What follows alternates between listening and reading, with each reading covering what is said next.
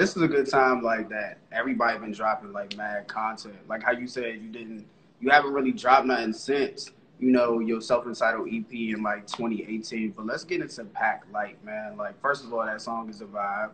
Thank you. The sample, the whole Erykah Badu kind of influence. But I just want to know, like, what were some situations where you like said enough was enough in a relationship? Because like Pack Light is like you're not packing completely, but what's the situation for Queen to be like, yo, you gotta pack heavy, pack all your stuff?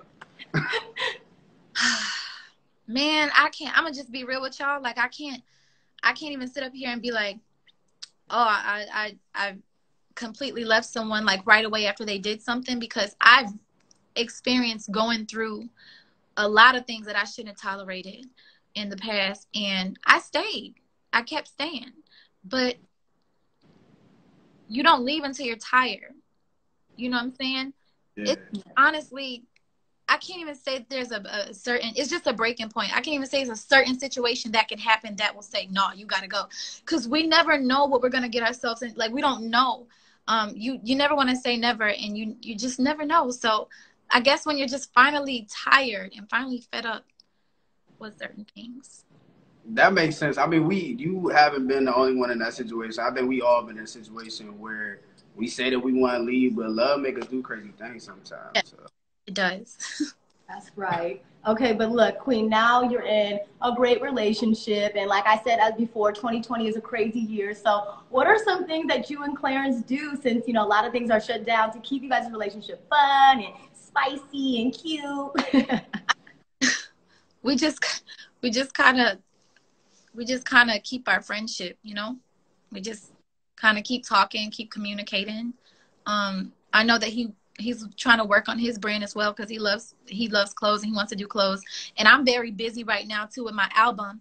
So I already knew that like we were gonna be a little bit separate, like, because we haven't even been doing the royal family videos on our YouTube channel. But I guess just staying communicating and you know, keeping it spicy. People they think I'm weak because I'm nice. I'm very nice and confrontation. And I'm also like I play the submissive role a lot. But I'm not weak. I'm not a weakling. I use it. So, you know, when I try to tap into my artist bag, it's like people still, I don't know, it probably is my fault because I was so transparent on YouTube. But and a lot of people they get it mixed up, because now that I'm stepping into my artist bag and talking about different topics, they always apply it to my own life. Like Pack Light, or no, Lie to Me. They thought, okay, so she made this song, so now she's saying that Clarence is cheating on her and she's condoning. And that's not even the case. Like, I'm just experimenting with different topics as an artist. I thought that as an artist, you can be personal, but you can also, just like an actress, you can also put yourself in different shoes and like that other people can relate to. And a lot of people relate to that song. And the third misconception is a big one that everyone knows, that you guys see all the time, is that I'm a colorist. That's a big misconception. It's always down the comments. I've spoke about it multiple times, and I just feel like that's a big misconception that bothers me. But it is what it is. You know, I've explained it. I've explained myself plenty of times, and I'm at a point where I feel like there's no more explaining. And for those who believe what they want to believe, they can just keep believing it. But if I stated things out of my mouth, then that should be it. Yeah, and I'm glad you kind of like got, like, you're so transparent and you address certain things, you know, like just having such a big platform and trying to stay positive with everything. So, thank you. Yeah, because it's not easy at all.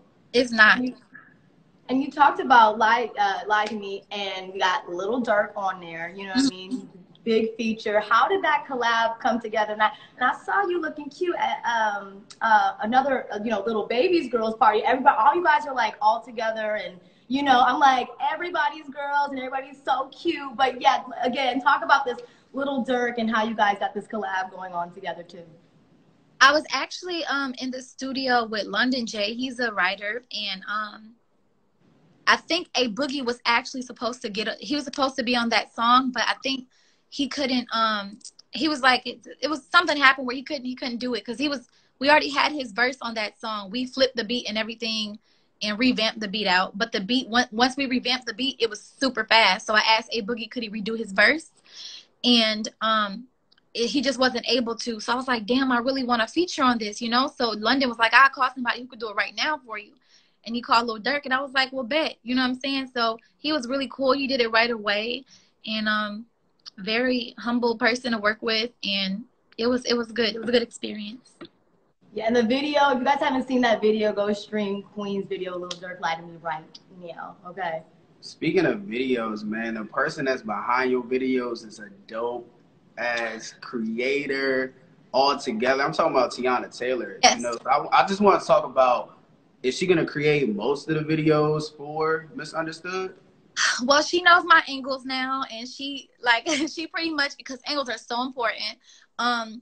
And I love the fact of working with another woman. It just gives some kind of like girl power to me, you know? And Teyana is so dope. She's such a boss, and she like motivates me, like how she does like just multiple things, like how she sings, and she's a mother, and she's a director. Like she wears all these different kind of hats.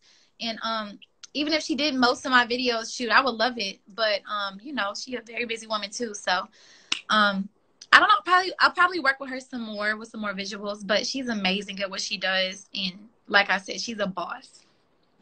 And she definitely bring your visuals to light. So shout out to Teyana Taylor. Yeah. So Queen, what can you tell us about this album, especially like for the vibe? Because you know, you always have day one fans that are like, well, is Queen gonna give me the same vibe from this? Or what type of sound am I getting? So if you could just simply put what type of sound we're gonna hear off Misunderstood, what would you say? Okay, so it's definitely a different sound from my EP. Okay. So y'all can rule that out. When I first started working on my album last year, it was very all over the place. Like, because I just wanted to show so bad that I was versatile, because people always saying stuff like, oh, all your music sound the same. I just want people to know how versatile I am. But I had to stop thinking about what people were saying, and I want a cohesive album. And if people, you know, if I came in the game as an R&B singer, I don't want to just switch it up and do pop and do this and do that.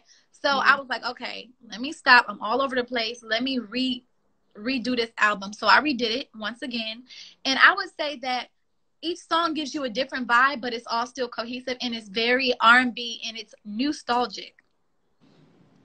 It's still modern day, but I feel like it still gives you those, like the 90s R&B vibe, or like the 2000s R&B nostalgia? Honestly, but mixed.